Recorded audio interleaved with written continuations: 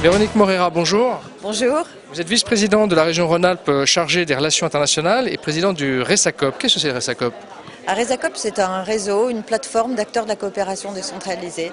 C'est une plateforme, c'est un GIP, un groupement d'intérêt public qui est à l'initiative de la région, mais aussi de l'État, avec des collectivités, des structures comme des hôpitaux, universités et des grosses ONG qui travaillent ensemble pour créer une base de données partagée, en fait, tout ce qui concerne la coopération décentralisée, créer de la connaissance et la partager. Alors justement, là, on est au 3e forum international de la coopération décentralisée. Vous sortez d'une conférence que vous avez animée et présidée, l'éducation au développement et la solidarité internationale au service des collectivités. Est-ce que tous ces outils que vous avez mis en place, comme RESACOP, sont utiles et suffisants?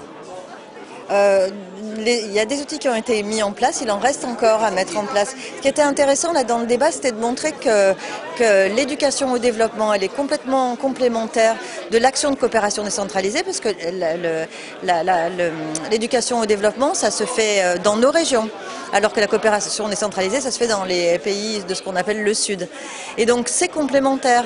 Et on s'appuie aussi, nous on s'appuie dans nos actions sur la société civile pour porter tout notre travail, mais on a aussi un rôle de porter à connaissance, de sensibilisation, de partage et de formation de cette société civile. Donc on joue notre rôle en tant que collectivité locale d'accompagnement de la société civile vers une citoyenneté mondiale. Et voilà, on a essayé de montrer dans cet atelier à quel point ces deux questions de coopération et d'éducation ici étaient complémentaires. Et puis on a essayé de montrer aussi que les questions de solidarité internationale, elles étaient complètement liées avec les questions du développement durable.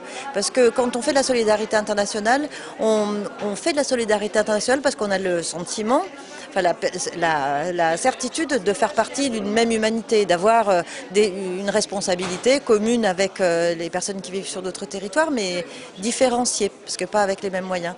Et cette humanité commune, elle nous amène aussi à penser qu'on a un patrimoine commun et que ce patrimoine commun, on a le préservé. Donc ça montre aussi les liens très étroits qui existent entre coopération et développement durable. Ça passe par des initiatives concrètes que vous mettez en œuvre, vous, en Rhône-Alpes? Alors en Rhône-Alpes, il y a des initiatives concrètes, comme par exemple le projet Alpes au Sahel, qui est un projet avec la région du Piémont et qui met en lien les acteurs de l'enseignement, donc tout le monde de l'enseignement, et puis les acteurs de la solidarité internationale, les ONG de développement, et les acteurs du développement durable. Et donc on a 3 groupes d'acteurs qui réfléchissent ensemble pour essayer de coordonner leurs actions, créer des outils et produire de la connaissance. Donc là, on a une mobilisation importante. C'est un exemple parmi tout ce que peut faire la région, parce que la question en fait de l'éducation et du développement, c'est pas seulement pour les jeunes, c'est la citoyenneté mondiale, c'est pour tout le monde.